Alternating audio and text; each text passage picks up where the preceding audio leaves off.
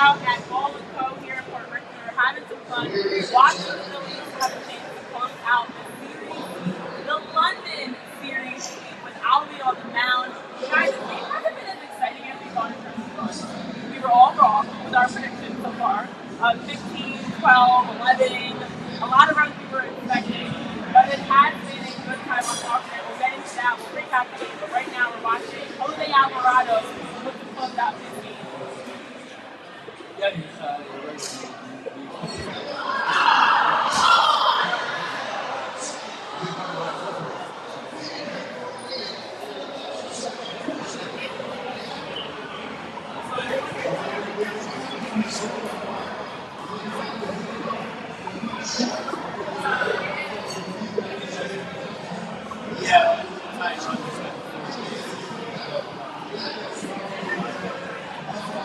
That would not be great.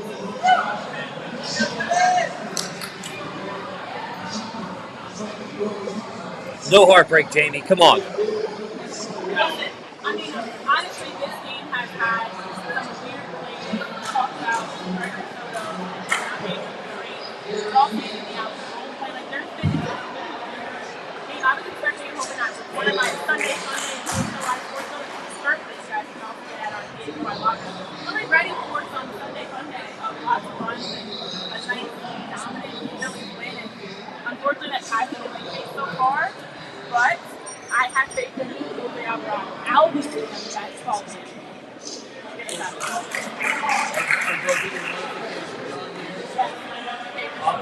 I'm watching TV. I would experience the pain. Yeah, 5 all time. Thanks, Jamie, for the reminder.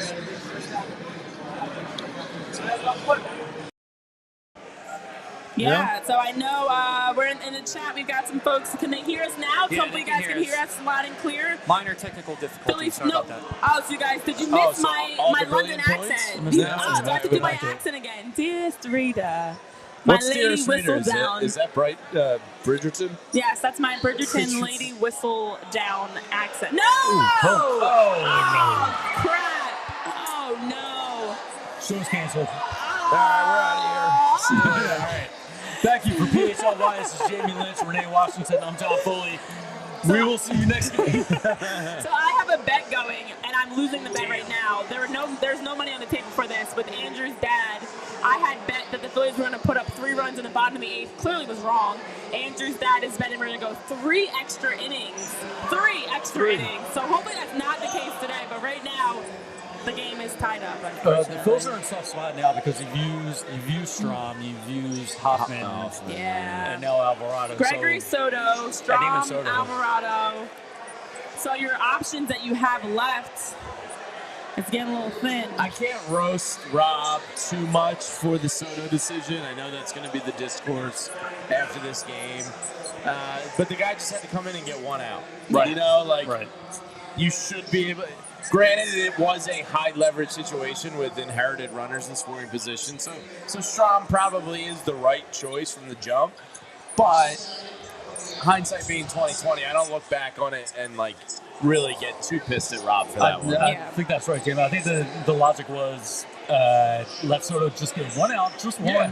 And then 7, 8, 9 is set up. The strongest is, then you're all set. And So because the 7, other 8, 9. side of it is, had he gotten out of that, we'd be talking about the opposite. Oh, great job, did a good job Great coming job by in. Strom. Right, exactly. And then Soto the whole inning. So. But instead, Soto struggled a bit, and even Strom, we saw him waver a little bit, which we haven't seen often this season, obviously with all his scoreless innings that he's had. And honestly, if that play happens at Citizens Bank Park or back home, I think there's a good chance that play gets made by Bohm. You saw him struggle 2 innings ago with the ball up in the air in the foul territory. I think that one was a little extra weird bouncy on him. I think turf like this doesn't exist in the States anymore. Castellanos said he's never seen like some anything veteran like stadium it. stuff. Yeah. So I think he's not used to that type of bounce, not to let him off the hook. But we saw it yesterday too, obviously, with Marte as well. Listen, when you have a soccer stadium that's built for Premier League types of games, the lighting, the shading, the bounce, the glare, all that is not conditioned for baseball. So I love the fact that they've been able to put this London series together. But as we talked about, this is why you see so many runs scored and see such a difference when they're playing in the UK. It's a totally different style of just like the environment. Okay, Albie. Where was that? Oh, man. Uh-oh. So here we are, guys. Game is tied up at 4, top of the 9th. First and third, no outs. Not great. No, bases are loaded. Oh, bases now loaded. Bases I can't are see with loaded. these blinding lights in front of my eyes. So the game and was on the MLB monitor. savants, behind here. The game was on the screen behind us, but obviously we had to turn that off for, yes, legal and logistic copyright reasons. infringement. Otherwise, we could have had the game playing behind us here on this lovely screen that they have at Gallico to watch. Alvarado's throwing gas here. He has the 5 hardest throwing pitches of the game so far. Yeah. These are just kind of like weak little dribblers that are beating them. It sucks. Yeah, no outs. The other thing is that I was saying earlier, the glare that we saw the first 3 innings of yesterday's game, I'm not saying there's a glare back, but it did feel like it shifted. Yesterday was the start of the game that they dealt with some sightline issues. Today it's been the end of the game, and unfortunately the most costly part of the game right now, with it being tied up, that they haven't been able to read the ball well, and maybe even their pitching and for Albie getting impacted a little bit. I don't know. Need a little pop up here and then a double play. We'll be all right. That sounds about right. Yeah. Maybe Mets a fans are cheering. Yeah, I love the fact really need earlier to sit Phillies these- fans drowned them out with booze. Yeah, get these Let's do losers that to again. sit down, please. Sit down, shut up. God. Give me sad Mike Piazza again instead of these losers.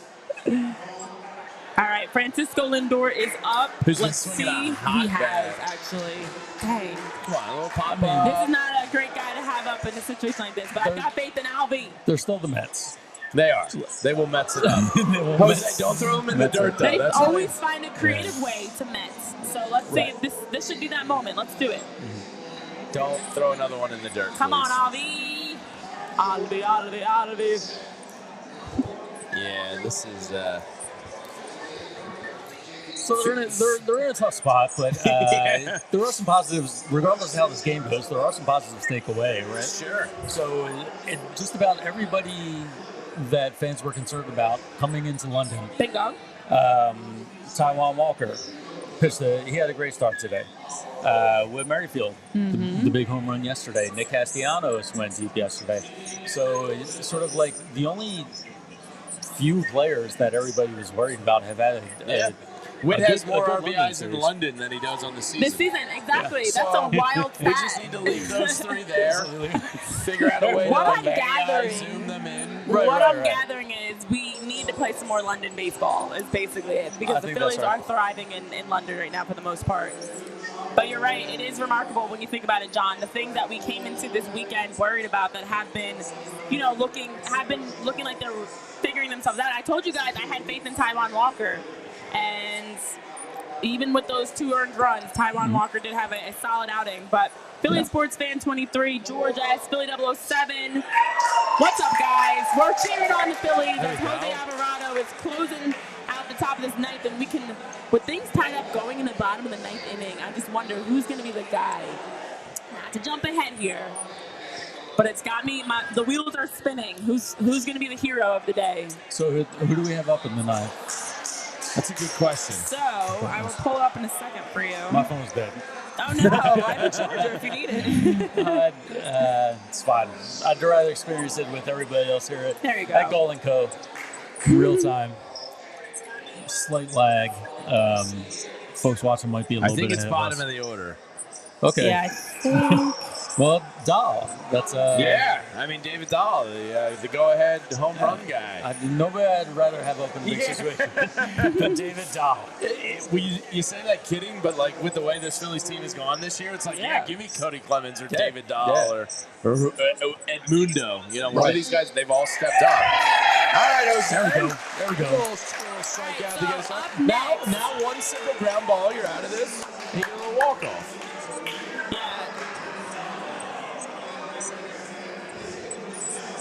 Oh, I am ahead right now. Oops. Oh, no. I'm sorry. Get out of there. I'm sorry. I was wow. trying to look at who's next. Don't look at my screen. I don't want to see your heartbreak live and then the whole bar I heartbreak. think you're behind, actually. No, well, I didn't update this one, but this one's ahead. Oh, that one's ahead. Yeah, I've got Okay. 2 different things going on here. Renee, The one- more important question. What'd you get for lunch / brunch? Did you see it? No. Did you see what I posted?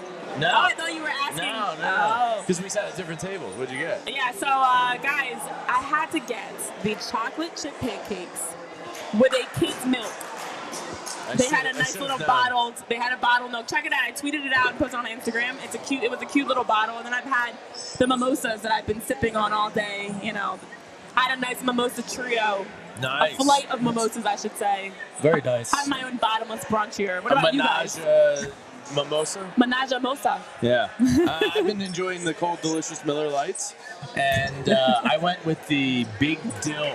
It was a BLT with fried pickles. It was delightful. It's a good choice, but I have you both beat. Unfortunately, you both made the wrong choice. If you come here to Call & Co., what you need to try is the Widder-Widowski. Yeah. That's a kibasi cheesesteak. Oh. And then scrapple fries, which I thought might be Scrapple fries. were great. It's Yeah. not fries with scrapple on top of it. Don't be fooled. They're fries entirely made out of scrapple. Dipped in sriracha Yeah. mayo. I did have the Widder-Widowski, so every time I've had something different with Call & Co. The Okay. Widder-Widowski is fantastic. Yeah, yesterday I went burger. Yes, Okay. and then they have the breakfast sandwich as well, which I was considering getting, but I went instead chocolate chip pancakes because why not? Strong brunch menu. I was torn there. I didn't know where to What? go. strong. JP lot and of I were options. having the same issue where we kept trying to figure out like what are we gonna eat today? There's too many great options. All right, Jose, come on. Keep it tight. Yeah, let's get them. Yeah. Make your life easier. Take the double play out of it. All right, let's do this. My old man eyes, that is 2 strikes, right? Yes, it looks like it. Yeah. It is challenging our vision here.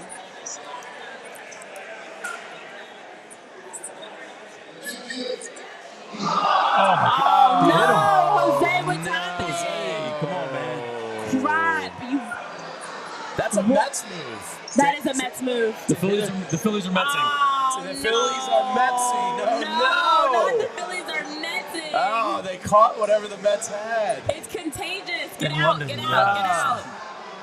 Jose, no. Come on, man. I mean, when is the last time that we've seen Jose hit a Right on the batter? thigh. I mean, When's of the all last people to time hit, this has happened? that's a good person to hit, though. I mean, Pete Alonso of all people. Like, hope he has a nice bruise on that one. Hopefully, yeah, if you're gonna hit him, at least hit him hard. Well, I think that was Dang. I think that was a breaking ball, but Jose has touched 100. Yeah. He's 100, 99.9, 99.9, 99.7, 99.6 are his 5 hardest thrown Man, pitches. So About some right. gas. So that sucks. that's really painful. Tied up, and you hit Pete Alonso with the ball. That did happen. That happened. The Mets did that to the, or was that the Nationals? Who did that to the Phillies this year? They hit. Oh, the Nationals, I think it was. Oh, no! No. What's happening? Oh, we are mixing so bad. Oh, Metsing the so hard. Phillies are All right, Metsy. cancel the show. That's a wrap. Thanks for joining us. The Phillies have gone Yikes. full Mets. You never go full Mets. No! Can't go full Mets. Oh, no. All right. We are watching this spiral out of control, and we're seeing the 12 fans that are Mets fans in London right now cheering. Man, oh, this man. changed direction here on us. Yikes. We thought we were going to be doing a victory post-game show. Yeah, we sure did. We rarely have a post-game show. It's not a victory post-game Yeah. show. It's Well, look, it's not over yet.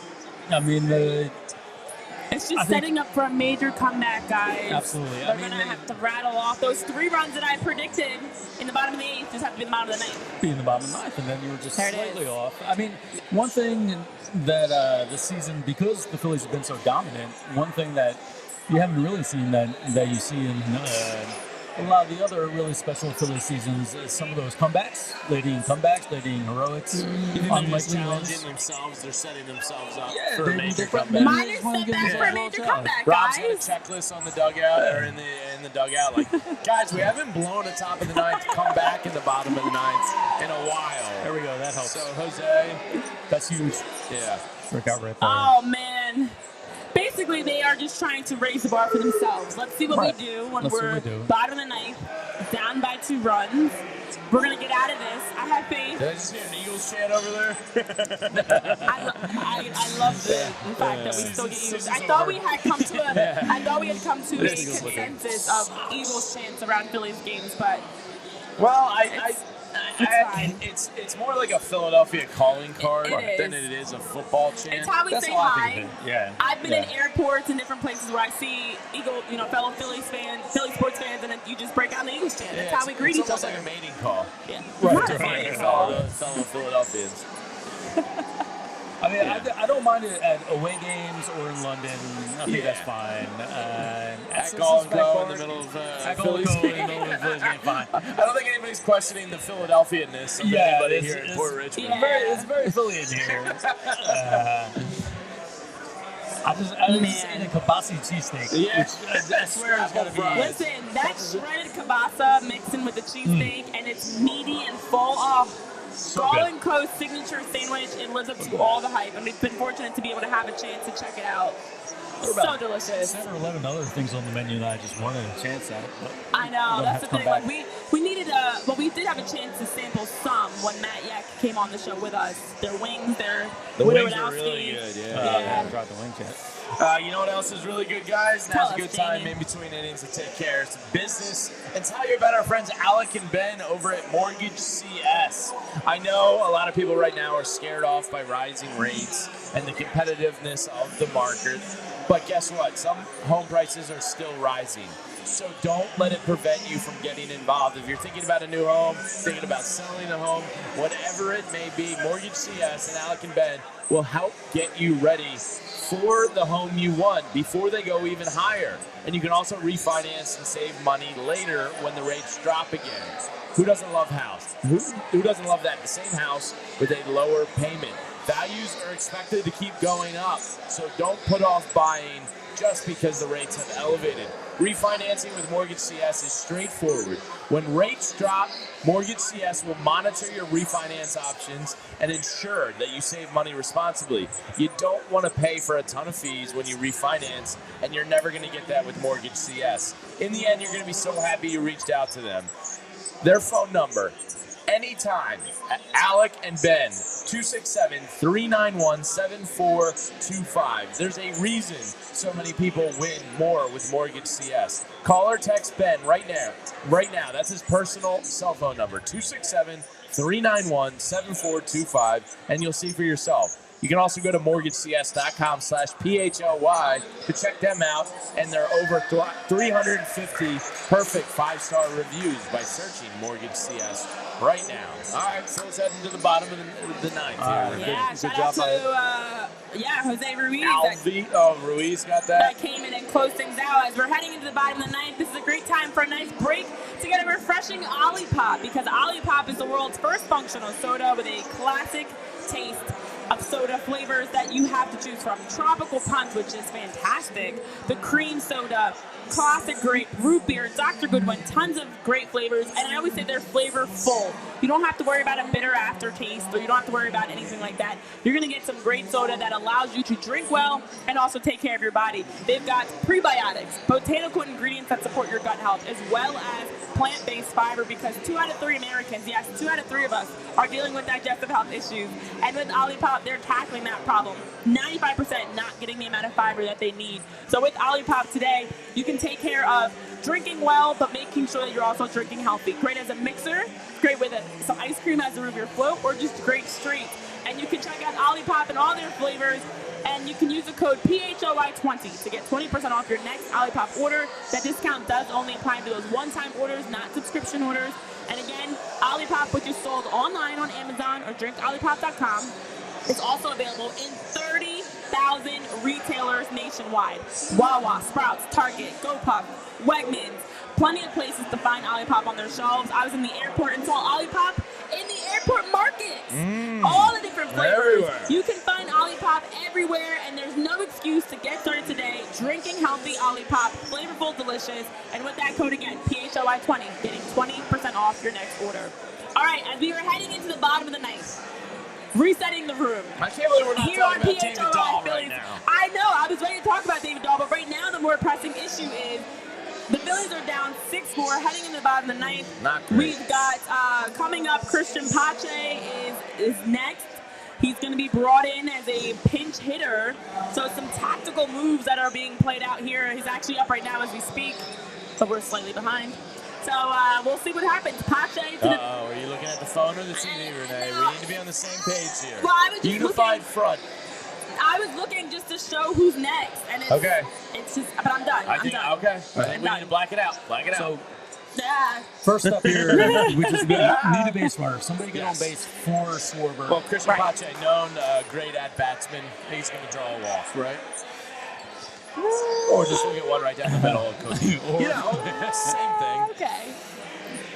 I mean, guys, this team doesn't quit, and you know, like weird. You know, it's Christian Pache stepping up and getting on base here would not be the weirdest thing to happen this Phillies season. There's your base. There's your base. Manifestation. Let's go. Give me those shimmies. Fire up the boys. Listen, yesterday Pache had the double. Today Pache again. Comes up Pache. big. The little things. You've Christian Pache able to help Now me we on got a base. game. Let's go. Come on. Oh boy. This is This is now okay. Let's say it again. This is Baseball is prime time. poetic. This is a great time Hollywood for some moment. June Yeah. Schwarber.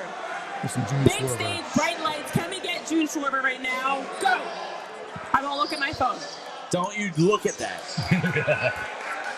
I'm gonna turn it upside down.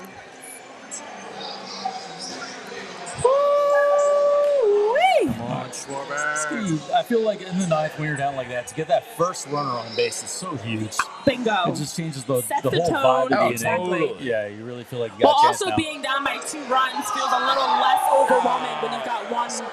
You know, Pache gets on base. Right, when you got one on there. Exactly. So now you know. If Schwarber can drive one here, I'm not asking for a home run.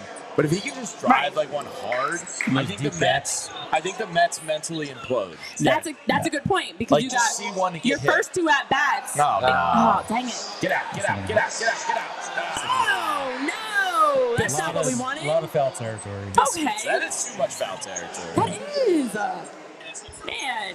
That's bogus. That's the Okay. European foul territory. Well, if the first 2 out of 3 batters can get on base, that should maybe be enough to shake That things would- up yeah, that would for really- the All right, Mets. JT.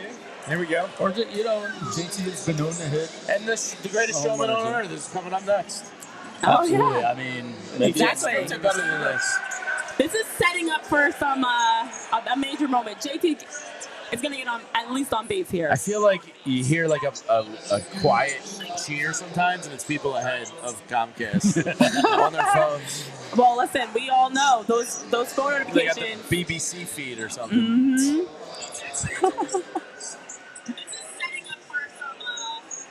Oh, I hear you. I do hear myself. Yeah. here's somebody. Whose phone is going off? Phone's playing. Jamie. This is Brick. This is. I don't think it's me.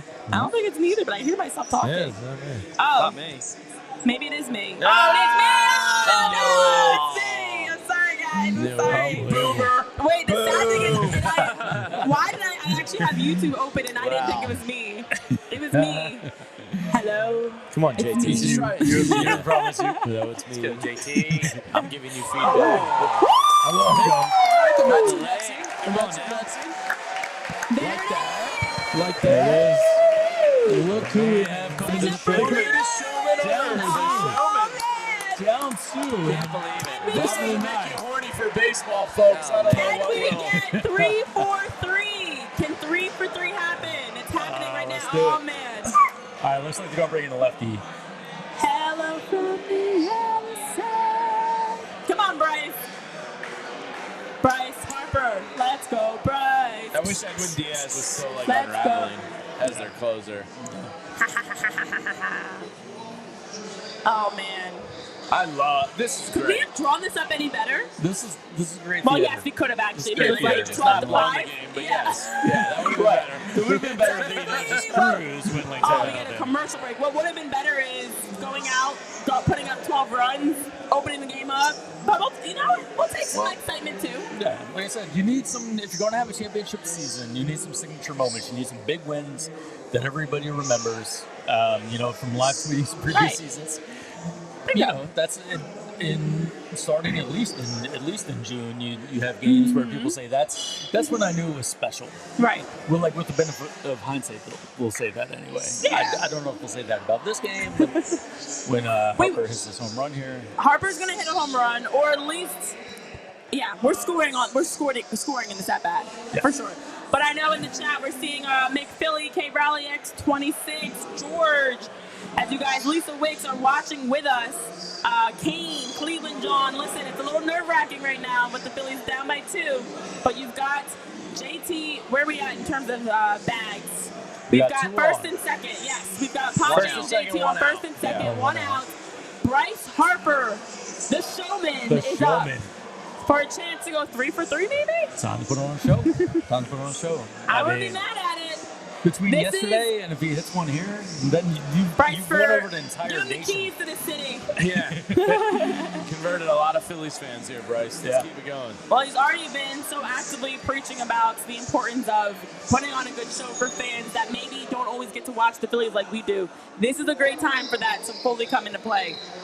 Here he comes. I believe in you, Bryce. I believe in you. I love you, Bryce.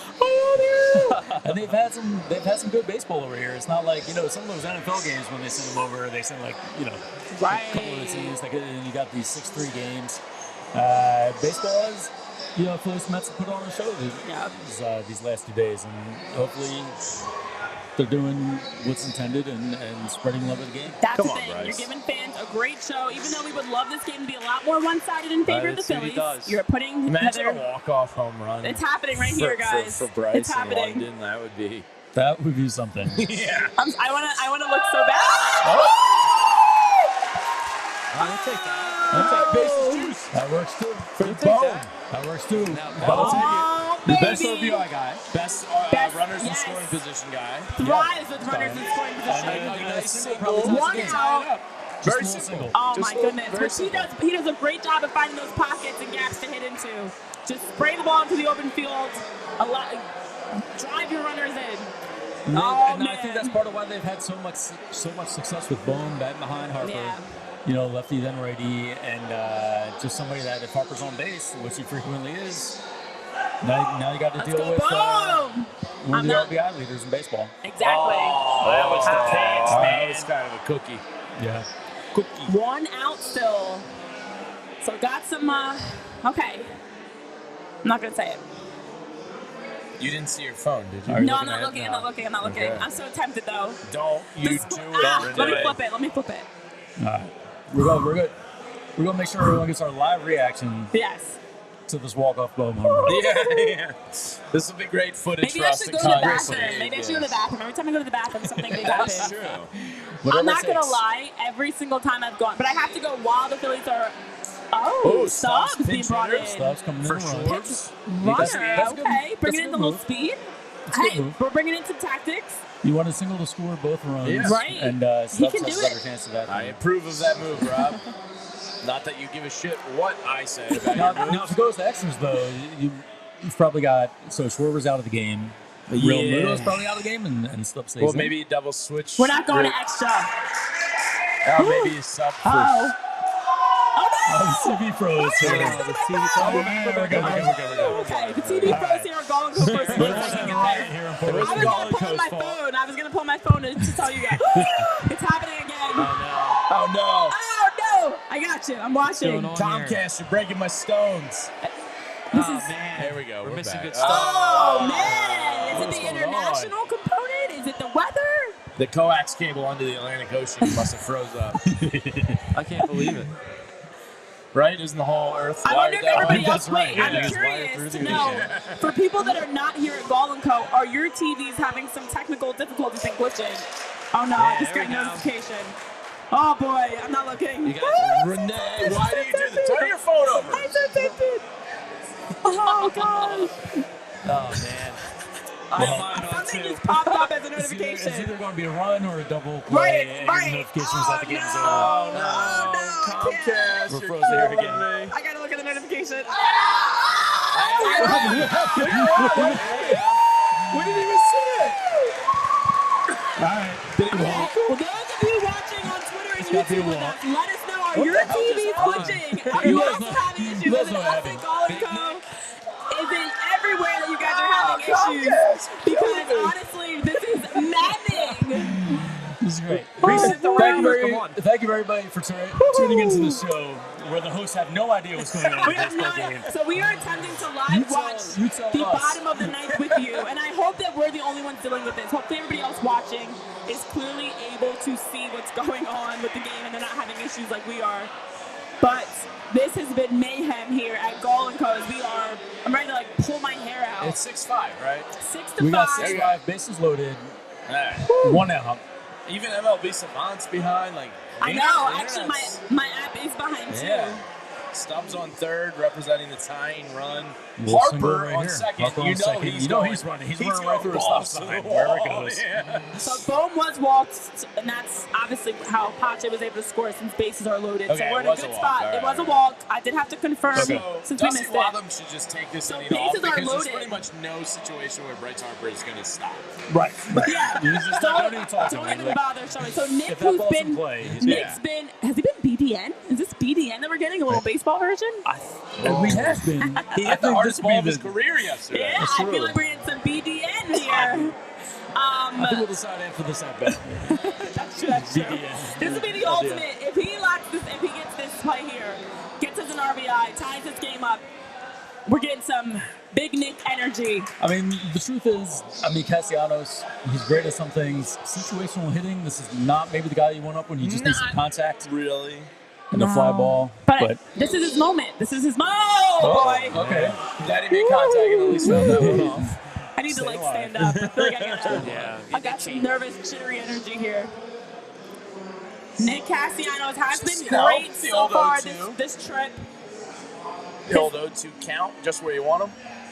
Yeah. He's had 4 runs, All right. 5 hits in the last week. Wonder if A anybody's double, ever. 4 RBIs, 2 home runs. Let's see if we can add another onto that. It's going to be a breaking ball away. It's going to be low and outside. It's gonna be Just- low and outside. No. Just get ready for it. Hope Still he one misses out, and though. hangs Still one. just 1 out. Yeah, hang it and bang. Hang it. Come on. That's key. Yeah, just end the game now. Bases loaded. Come on, Nick. Yeah, a little single gets a walk Casty off. clutch, That's Casty over in clutch, what? Casty 2 Feet in weeks? the water. What are we doing here? Is that double play? It was. I And that's the right? game. Yeah. I think they got the other home and then the first. Yeah. All right. Damn. No, that is the final freaking score.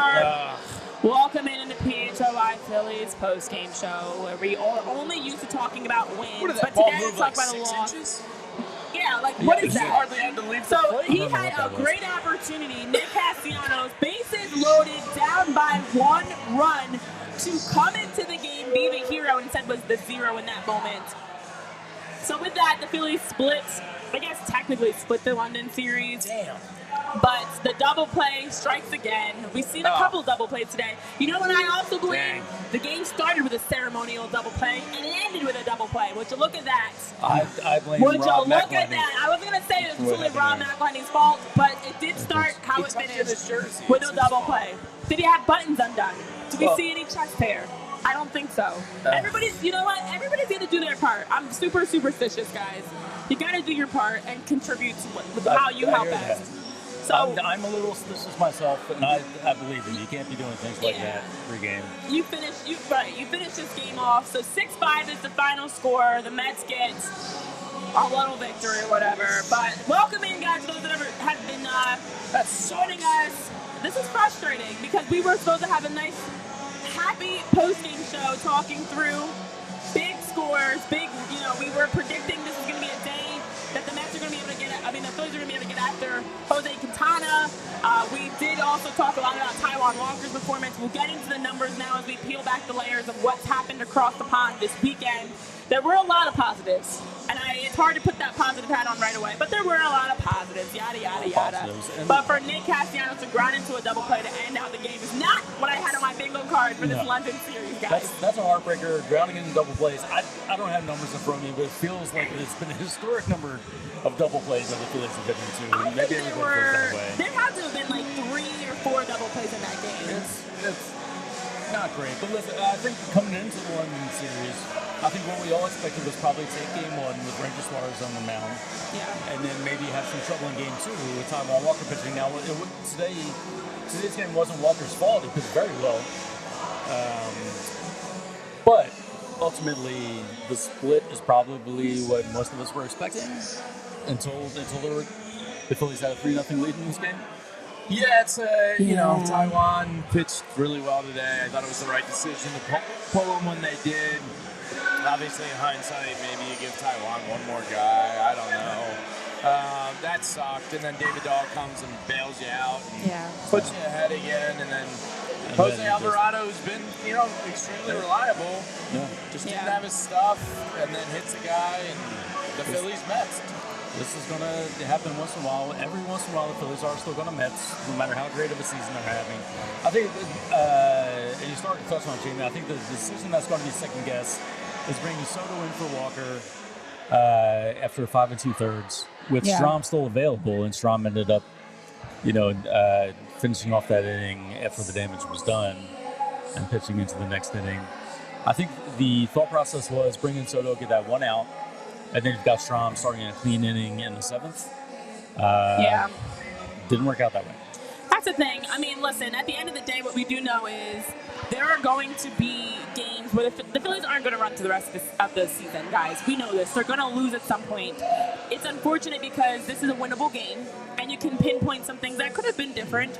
And as we talk through some of the numbers, yes, Taijuan Walker did pitch well, and you wonder, had he gone one extra inning, could you have maybe gotten out of that inning? But we've seen Taijuan typically 6 innings or so start to unravel. And so you don't want to have, and we've actually been talking about that here on the show.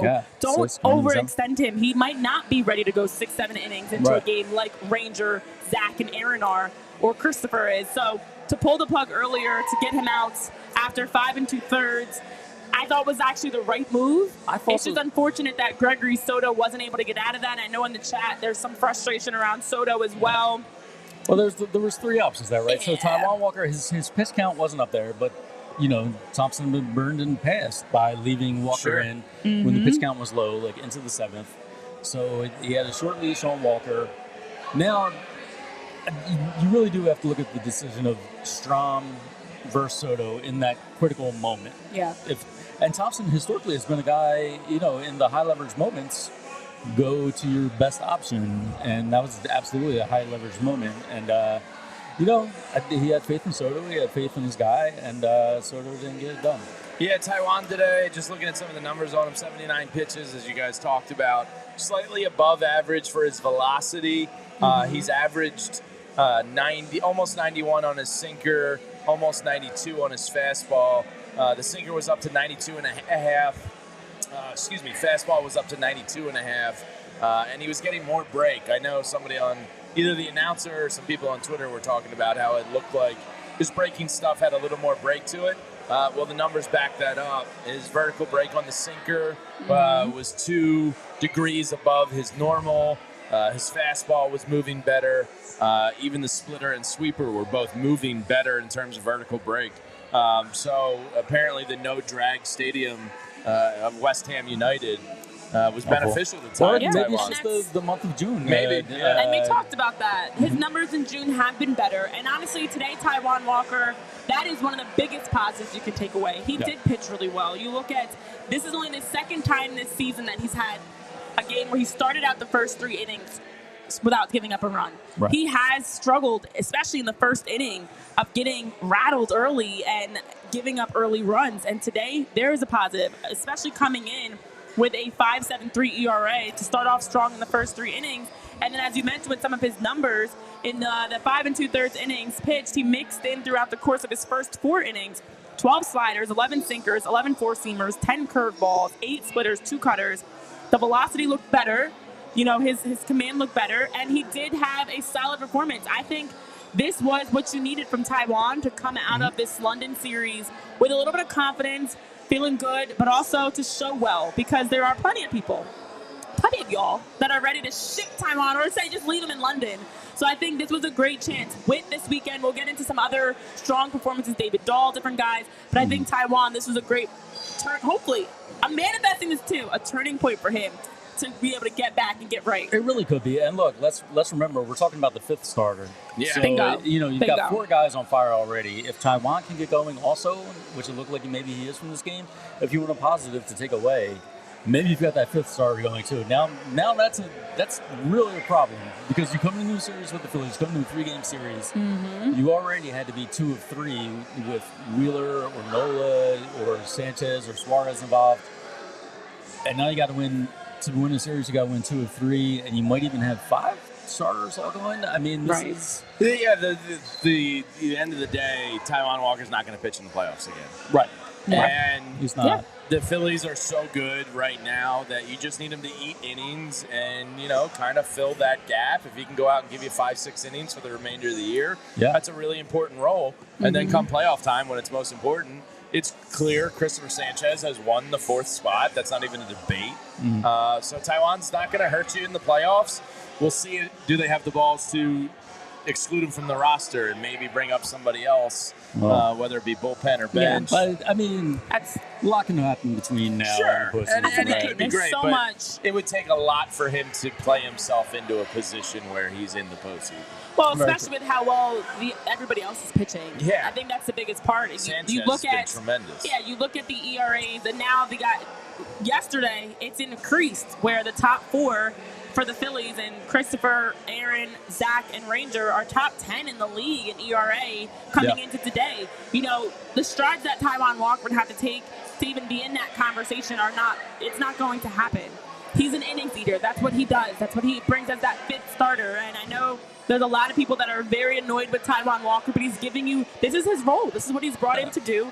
And the Phillies have plenty of other pitching staff in terms of starting and even the bullpen that consistently can give you great consistency, command, and that's going to be what you're counting on in the postseason. It's not Taijuan. Most teams would kill for 4 starters performing the way the Phillies' top 4 starters are right now. And now the 5th starter didn't look too bad today. And, if you want to, you don't want to skip ahead to the postseason, but things do look pretty good in terms of the Phillies' chances to make it. And you get into a series where your top 3 are going to be lined up, Wheeler, Suarez, Nola, or Nola, Suarez. We'll see. Yeah. And I think that's a really tough team to beat in the postseason. Yeah, that's a tough draw. And it 100% is. And then, when you think about, I've already seen some people in the chat. Mickey Durkin says this one's on Rob. And some people in the Discord are like, this is inexcusable. Every season has context to it, right? So if this is last year and you blow that game, there's probably some Rob anger from me where I second guess the Soto decision and go, why didn't you just go Strom?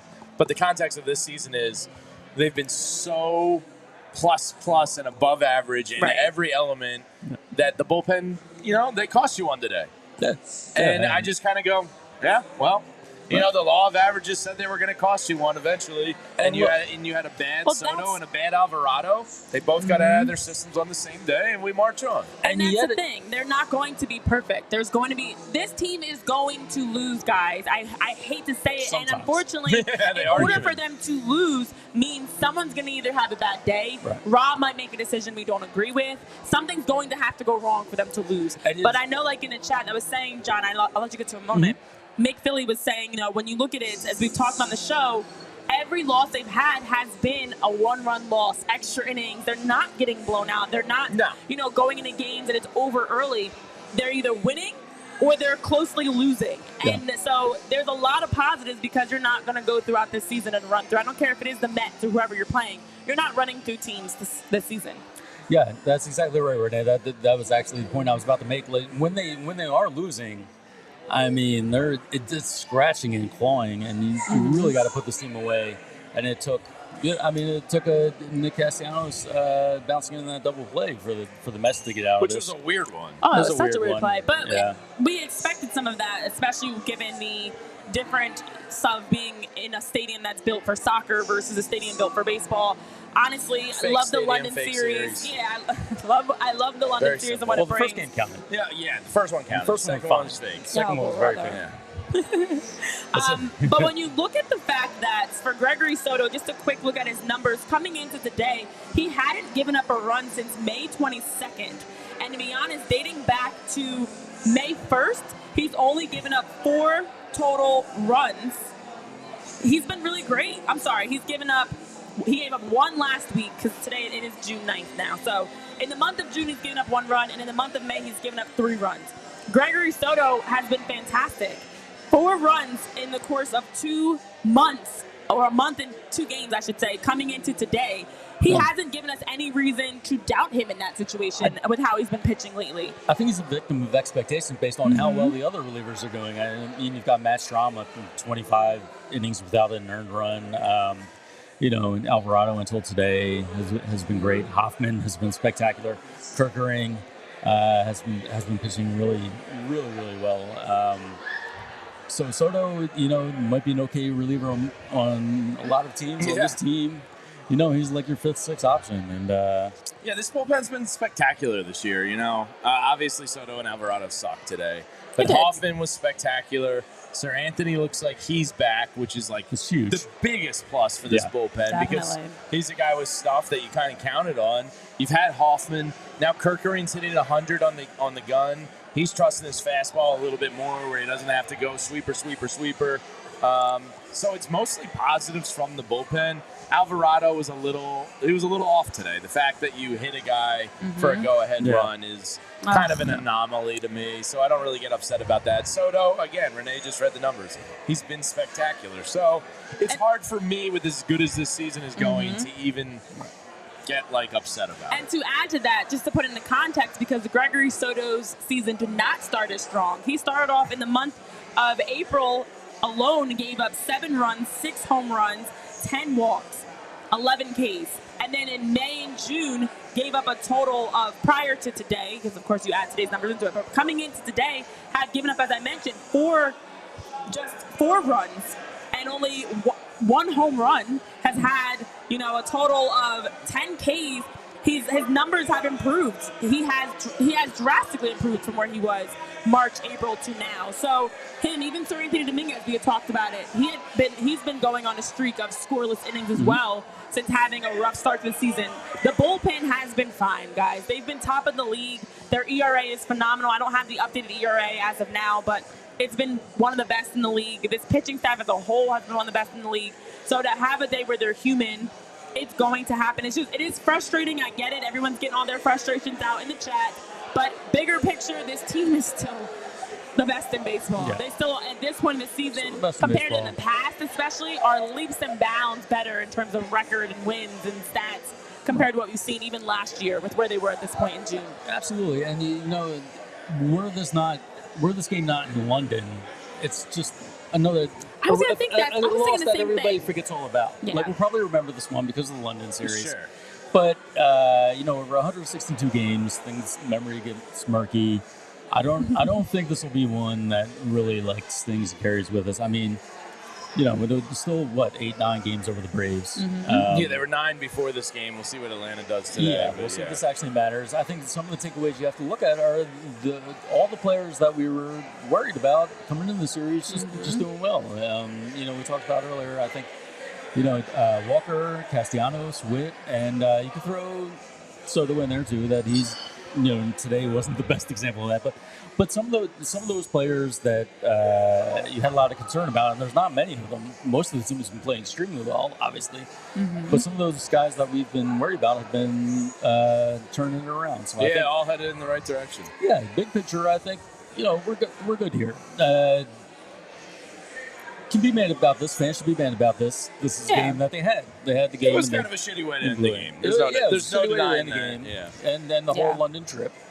But again, scratch and claw. If you're going to beat this Phillies team, it's gonna. Yeah, you're gonna have to stop their throw. Yeah. You're going to have to scratch and claw your way to a victory. So, like what we saw, like the fight we saw today. Came up one swing short. Yeah, and sometimes when I have a frustrating Phillies loss, I like to look to my good old friend Miller Lite right here, because they're always there for you. Whether you're hanging out at the ballpark or at Gall & Co., or I had some friends join me after Gall & Co. yesterday in the backyard. Friends and family were over, and the Miller Lights were flowing, because sometimes it's just perfect. When your friends and family and loved ones are around, you break out the cool, refreshing, less filling Miller Lite, the original light beer since 1975. and to this day, still the best one. I love going to the ballpark or even the golf course, and a Miller Lite, it tastes like a light beer should taste. It doesn't fill you up, and it's cold and refreshing. It's what you're looking for in a light beer. Miller Lite keeps it simple with undebatable quality, great taste, and only 96 calories. It's the beer that strips away everything you don't need and holds on to what matters most. A light beer that tastes like beer should taste. Less filling and only 96 calories. The original light beer since 1975. You don't have to choose what's best because Miller Lite has great taste and is less filling. Tastes like Miller time. To get Miller Lite delivered directly to your door, just go to MillerLite.com/PHLY Phillies, or you can find it pretty much anywhere that sells beer. Please celebrate responsibly. Miller Brewing Company, Milwaukee, Wisconsin. 96 calories per 12 ounces, fewer calories and carbs than premium regular beer. And while we're taking time to thank our friends at Miller Lite, I also want to thank Gall & Co. because Miller Lite and Gall & Co. have done a good job of allowing us this weekend to hang with them. We've had our live shows. We did raffle giveaways, gave away some free tickets, some merch. We also have had a chance to just meet some different diehards and fans, people that have been tuning into the show, Duncan Dad and Josh and Keith and Kevin, different people that have been watching. And so you guys can also become a diehard today and check out all the great events that we have coming up this weekend, which we've been talking about for a while. Sad a little bit to think the London series, it's a wrap. This is it as we're wrapping up. We're not wrapping up here on the show, but wrapping up the weekend. And so you guys have plenty of other opportunities to hang with us. So as a diehard, you get a chance to get the details and discounts on events. You get a shirt when you sign up. You also get an opportunity to join in our Discord and chat with us every day about whatever topics, sports related or non. But also we have some events coming up. We've got our PHLY first annual Liberty Open. That's next on the calendar as a company, as a network in terms of events that will be out at Valley Brook Country Club, which is in Blackwood, New Jersey. You know, where we drive better than Pennsylvania. Folks, we'll be out in Jersey and we'll be hanging. We have great events on tap for you guys where you guys can join us and get those details at our website on allphly.com/event. We've got some takeovers. We've got more watch parties. We also have some Phillies watch parties coming up that we'll be doing, as well as more tailgating that you guys can join. So follow, subscribe, check out all the details on our website at allphly.com so you can stay up to date with what we've got going on. But just some news and nuggets around, and stats I should say, around today's game, because as we talk about the bullpen, obviously you can look back in hindsight and say Matt Strom should have been the one that comes in that moment. 2-on, high leverage situation. He now has had 26 consecutive appearances without an earned run. Even though today wasn't a great day for Matt Strom, you would think you have more faith in him versus bringing in someone like Gregory Soto, who in the last 2 seasons with the Phillies has a 4.81 ERA. But Corey Seidemann did just put out a piece, and he was sharing some numbers on Jose Alvarado, because you look at today's performance for Alvy, as the guys call him.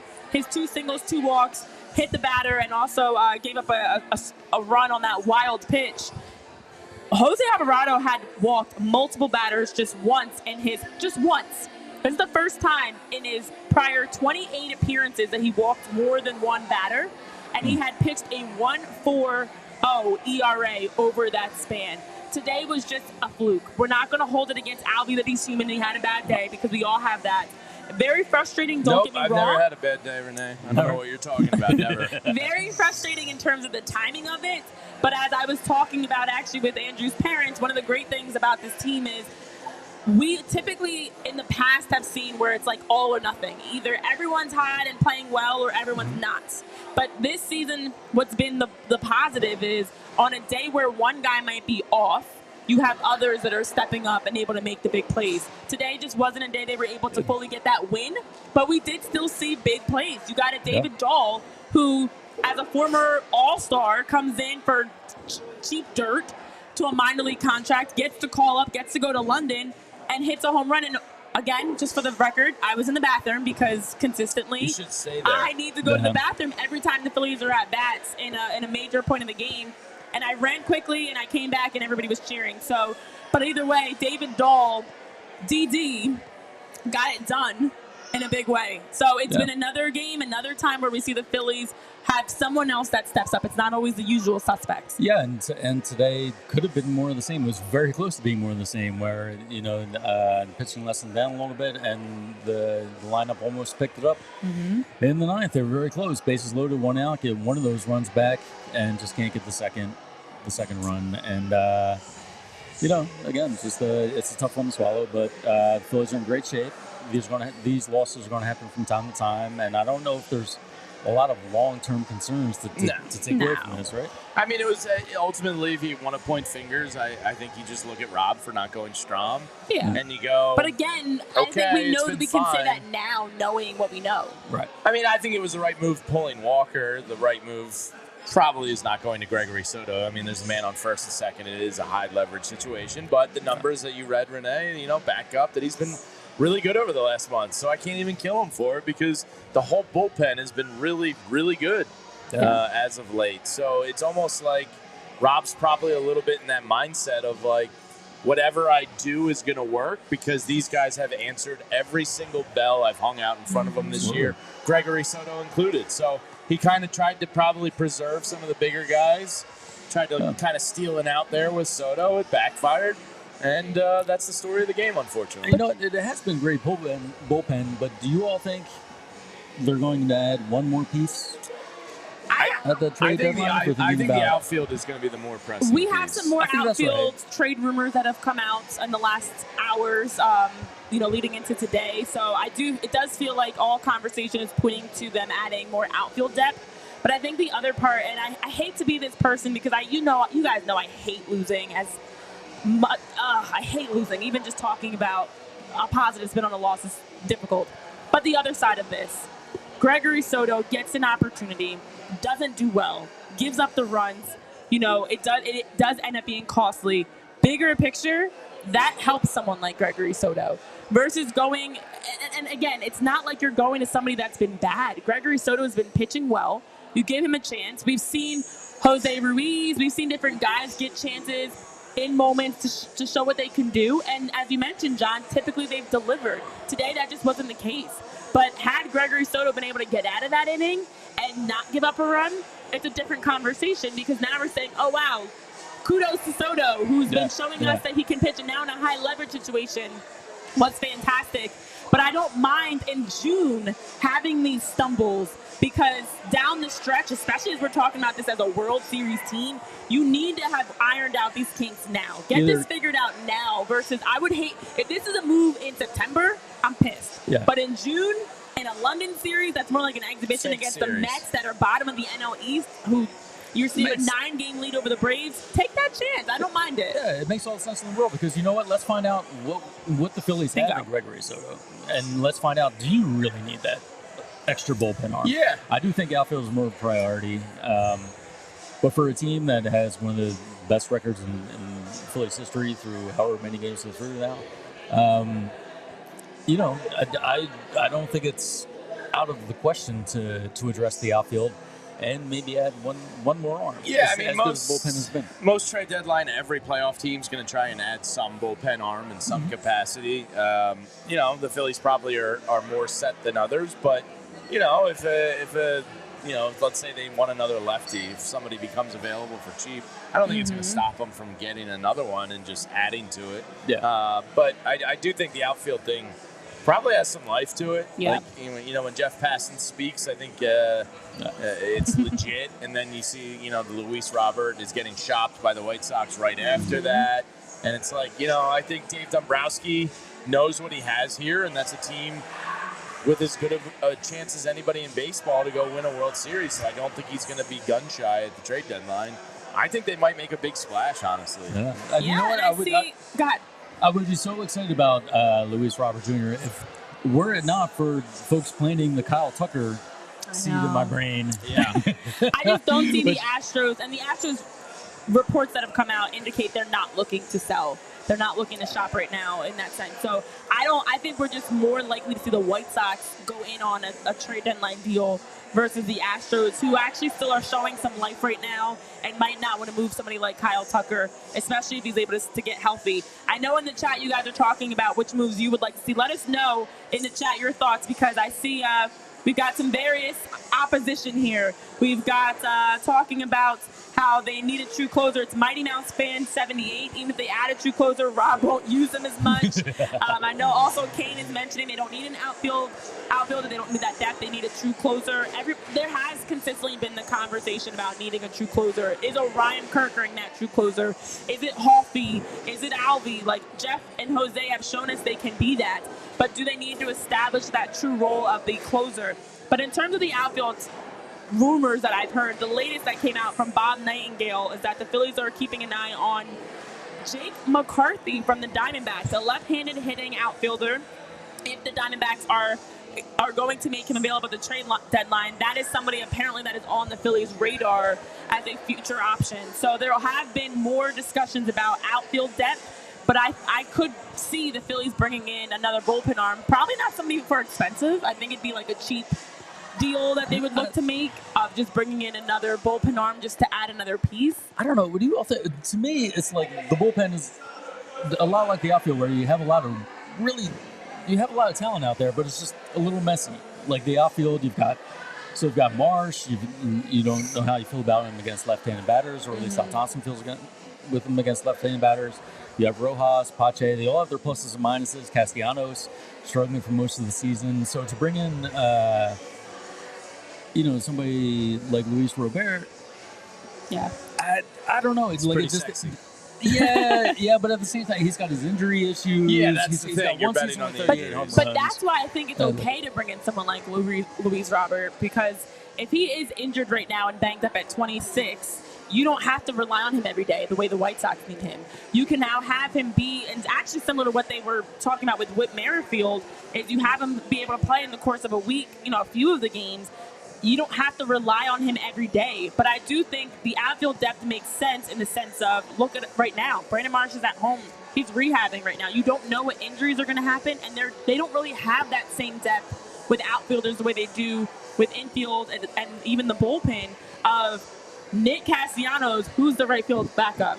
If Brandon Marsh, Johan Rojas, Christian Pache aren't playing well in the outfield, who's the option? Depending on what pitcher you're going. If it's a left-handed pitcher versus a righty, who's the option? So I do feel like the lineup construction for the outfield is not nearly as deep as the rest of the team. And I know in the chat, Mickey's like, why would the Diamondbacks consider trading to an NL contender? I don't know. That's what Bob Nightingale has reported. I'm just reading the report. Yeah. But there are some names out there on the market, and I imagine the Phillies are going to push the chips in. But if you're pushing chips in, to me that feels like, and all the points you made are extremely valid. 100% agree. But if you really are going to push your chips in, are you looking for a depth piece, or are you looking for an impact piece? And that gives you depth because it bumps everyone else down. They have depth. You know what I mean? Yeah. Like, I think, David Dahl and Cody Clemens and Sosa, a lot of the guys, I think they have depth. Turnbull can throw into the rotation. If you're going to do something, make an impact move. Yeah, so that's a good point, JB. This is one of the best Phillies teams of all time. Yeah. Luis Robert would be that impact piece that would definitely be able to help out, because, as you mentioned, you also have versatility. Like an Edmundo Sosa, Cody Clemens when he gets back healthy. You have guys that can play in multiple roles. Bingo. So you have versatility of depth, and you have guys that you can move around, and it doesn't miss a beat at all. There's no drop-off. There's no change. And that is even why I know on Twitter, @Brooksgate put out a list of the top players for each team, and it was a list with the 5th best player, the 10th best player, and the 15th best player as a way to show the depth of each team. Now, the Phillies at number 1 overall on this list, their 5th best player, Alec Boehm. 10th best player, Brandon Marsh.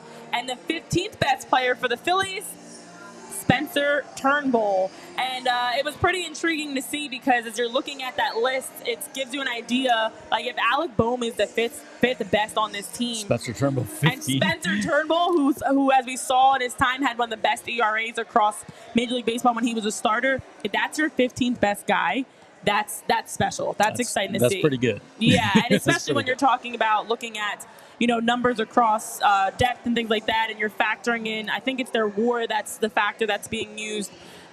This team has a lot of depth, so I think you're right, Jamie. It's that impact piece that you could possibly add in Luis Robert. And Jake McCarthy, he's 25 years old. He's young, so maybe it's a guy that's not going to cost you a ton, and they view as a potential can grow with this team kind of guy. He is a left-hander, which I find a little not odd because you're not going to say no to Kyle Tucker, obviously, right, if he's available. But he can play center, can play corner outfield. So you talk about the versatility, whether you want to ride a Rojas hot hand or a Marsh hot hand. He can kind of offset whatever position that may be. And he actually hits lefties pretty well in his career. Does it move my needle? You're not excited? They probably get a little better, but it doesn't give me a Kyle Tucker, Luis Robert type of. And that's why I'm stuck on Kyle Tucker, because I just feel like you're so close. This has got to be the year. Go for it if he's available. Maybe he's not available. I still think he's the least likely to be moved. But you know what? It doesn't make a ton of sense what the White Sox would be doing but for the idea that maybe they know more about his injury history than the rest of the league. And sorry, I love this song. But why would the White Sox be interested in trading away a young player, cheap, under team control, for prospects just for the hope that one of them turns into Robert Jr.? Right. So I don't know if I buy that too much. But if they can get 3 or 4 prospects out of one guy, that would make sense. It definitely would make sense. I never liked the idea of trading the definite for the possible. Like you mentioned, you know what you're going to get from Luis now, and he is still young, versus bringing in a 20-year-old, 19-year-old that's you're hoping. But I think for the White Sox, they need numbers, they need pieces. They don't have the talent there at all. So they can bring in. Not going to help. Yeah, they can bring in 2 or 3, 4 pieces for one that actually, in terms of numbers, gives them a good upgrade. But it is interesting when you look at all the options. But most importantly for the Phillies right now, this group, as you mentioned with Whit Merrifield, finishes the series with 4 RBIs in London after having a total of 4 in his first 33 games. Edmundo Sosa, who ever since Trey Turner went down, and we'll give you a Trey Turner update in a moment, there's some news for him, hits another RBI today, and Edmundo Sosa has been hitting .307 since Trey Turner's injury. 5 doubles, 4 triples, 3 homers, 16 RBIs in 27 games, and the Phillies in that stretch have gone 20-7, now 20-8.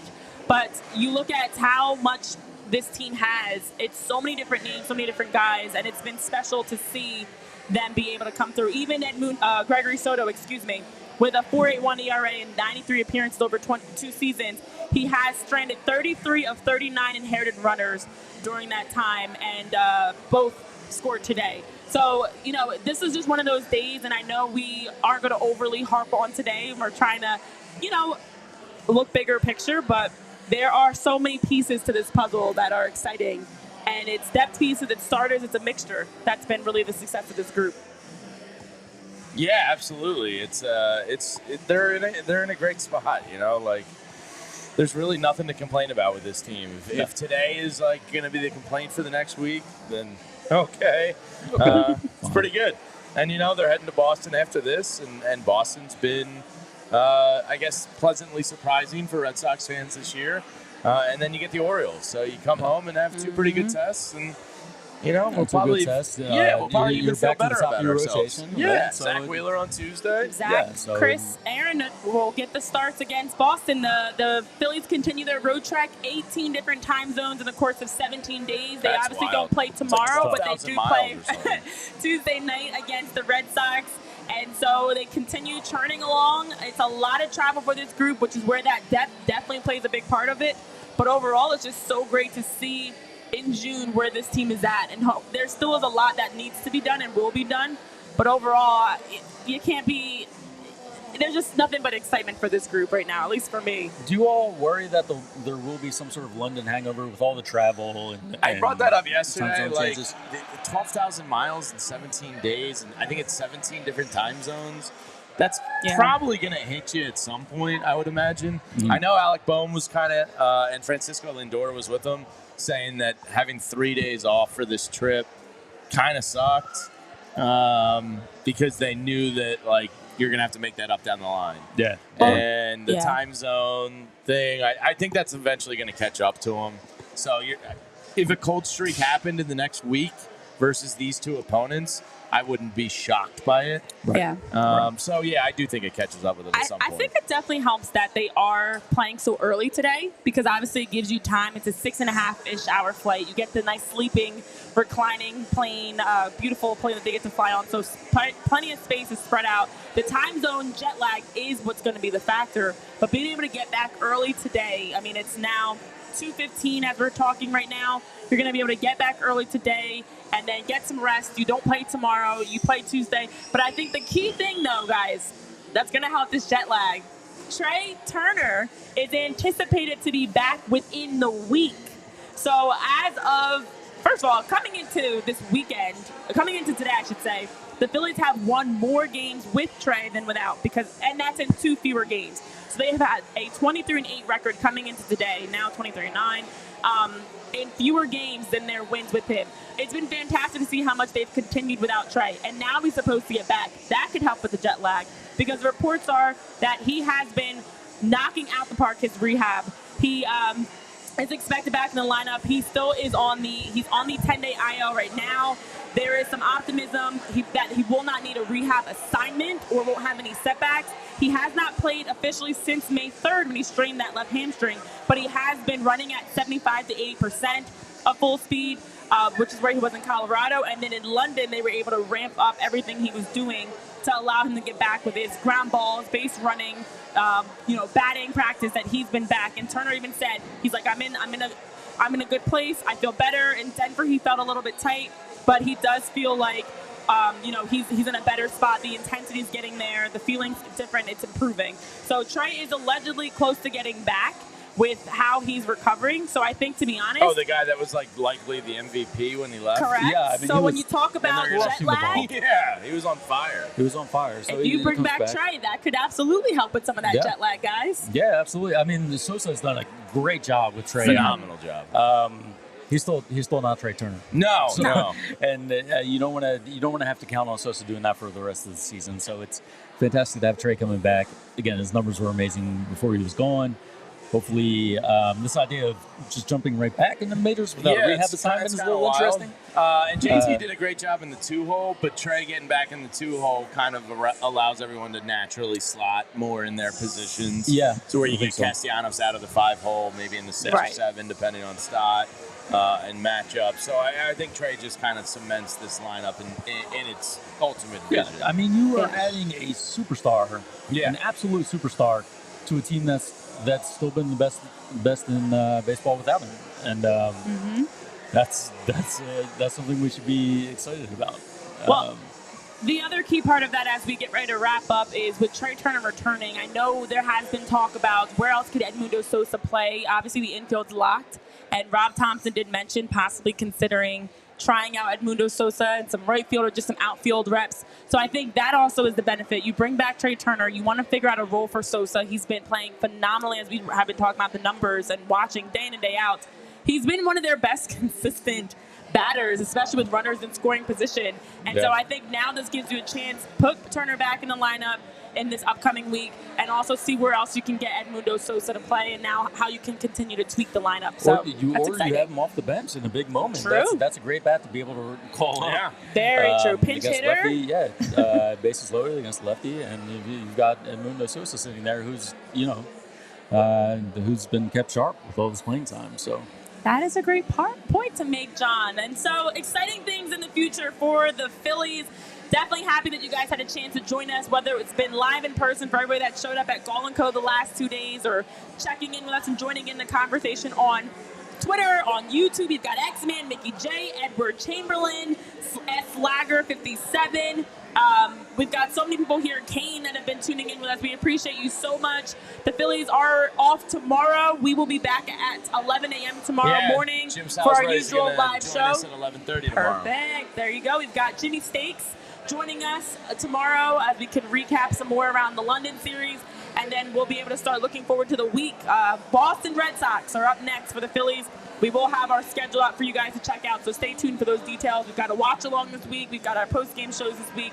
So more to come here on PHLY Phillies podcast. And for everybody at Gall & Co., Miller Lite, yes, huge thank you for welcoming us and giving us some great food, great drinks, and great vibes to watch the London series. So that'll do it for the trip across the pond here on PHLY Phillies podcast. JP, Andrew, Jamie, John, myself, Renee, thank you so much for tuning in. And we hope you guys have a spectacular rest of your weekends. We'll see you back at 11 a.m. for more PHLY Phillies podcast. Have a good one. Cheerio. Take care, brothers. We all silly like the mayor.